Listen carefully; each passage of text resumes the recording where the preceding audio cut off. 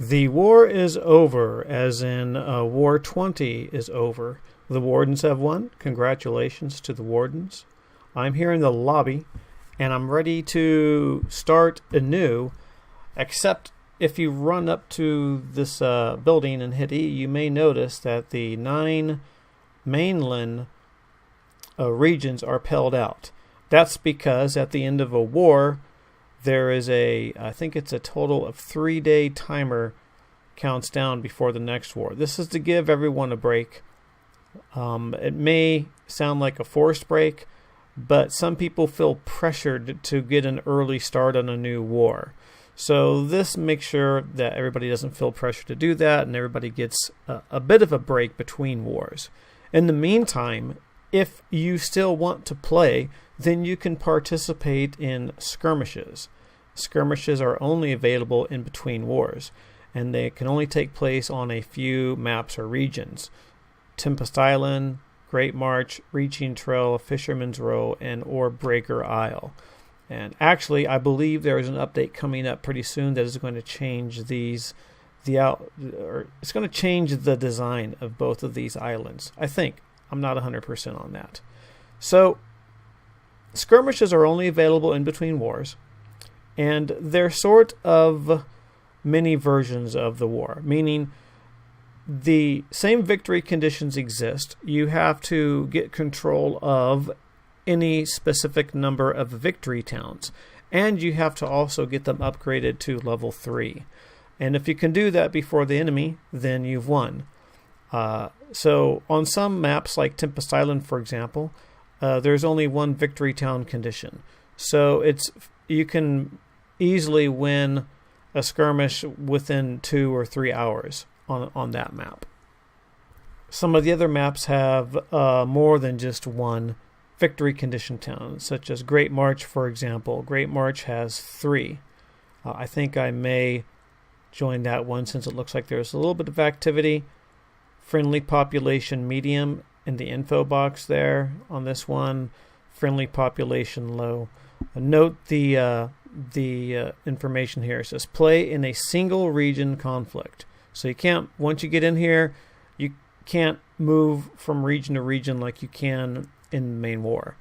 Claim all victory towns in the region to win. Completing a skirmish earns supply drops for use in world conquest. So what that means is at the start of a new war, you can start off with more resources than you ordinarily would, which can come in handy.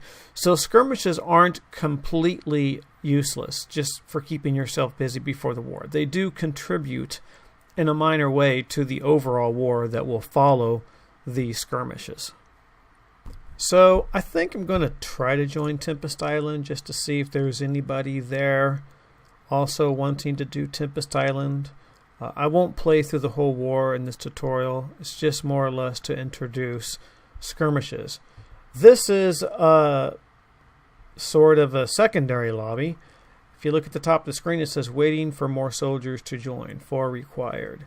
So a skirmish event will only start once there are 10 players from both sides willing to fight.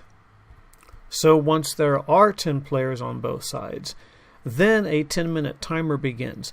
And if the number of players during that period of time drop below 10, then the timer will reset. So this would be a little risky, I think, joining a skirmish that would have only the minimum.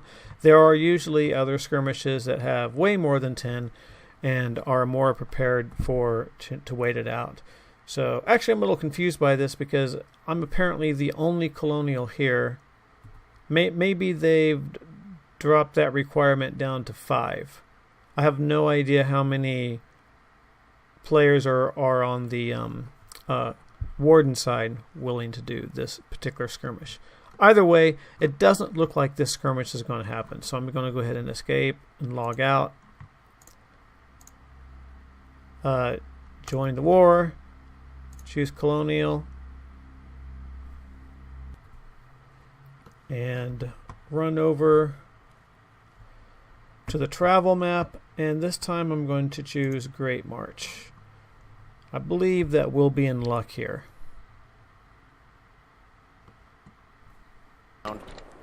Okay, yeah, and we got your typical craziness going on before an event. Up here, deployment in 36 seconds, so this is definitely more than 10.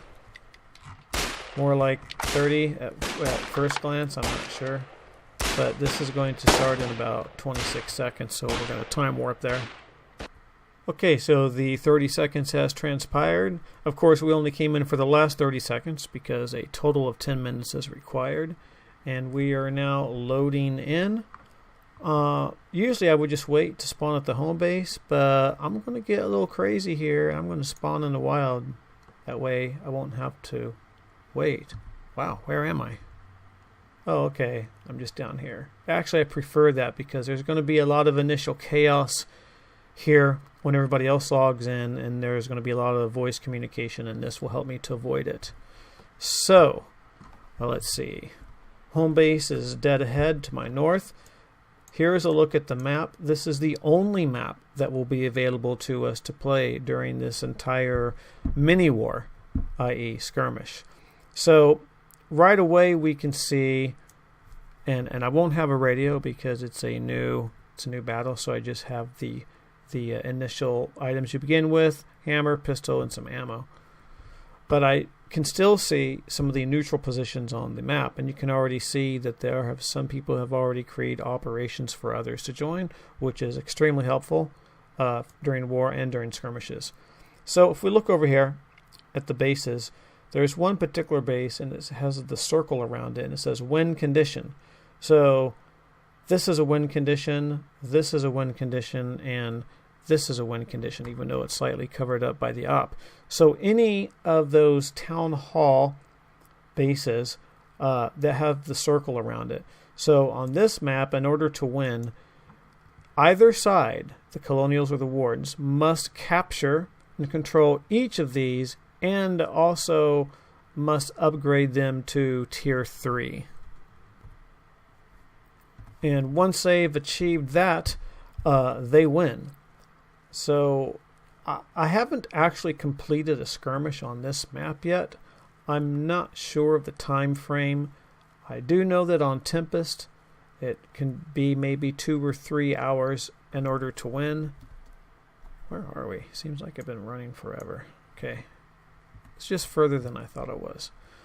So I'm going to run up here to the base now, and I want to give you an idea of what exactly needs to be done in order to win these skirmishes.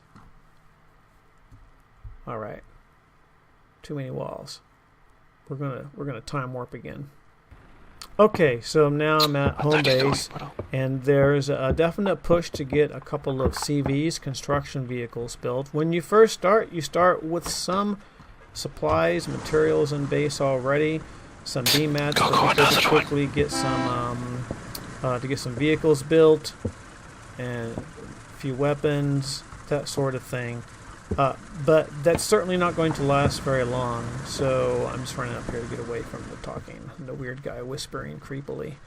But that's certainly not going to last for very long, so people need to be scrapping, collecting resources in order to manufacture weapons and goods.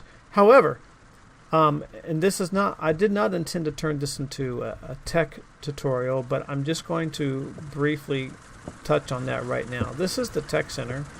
In order to be able to manufacture items, you have to first have the technology required to manufacture. So if I hit heat on this building, you'll see that under this tab we can only build a rifle and rifle ammo.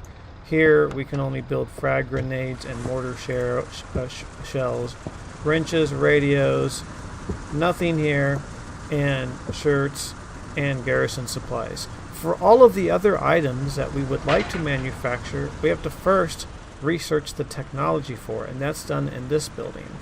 So you can see we started out right here. We have 0 of 10 progress for the bayonet, and we're going to sort of progress through. Now, here's it's not the tricky part, but it's really the only part to winning this war. means that we need RMAT, or refined materials.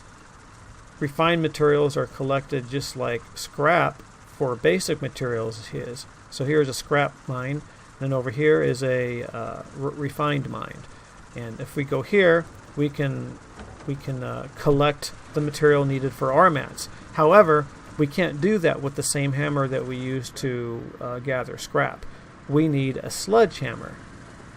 If we look at the tech tree, you'll see that we start here, and we have to advance all the way through this tech tree until we arrived at sledgehammer. And the best way to do this is to pick a single item within each segment here and make our way there so that we can get there as quickly as possible. Once we, or the wardens, have researched sledgehammers, they can then manufacture sledgehammers, and after that they can then start to gather and refine RMATs. And after that, it's just a short period of time to upgrade those the victory towns to the tier 3. So you'll find that there's a bit of a more rush. Tech comes faster on skirmishes, become much slower during war.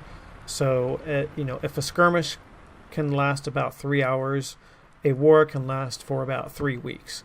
And you certainly cannot advance technology as fast as you can in a war that you can in a skirmish. But that's all part of what contributes to the mini-war experience. The biggest challenge you'll find on skirmish maps is one, dealing with people that don't understand what needs to be done in order to win, so their focus and activity may be completely opposite of what is actually needed.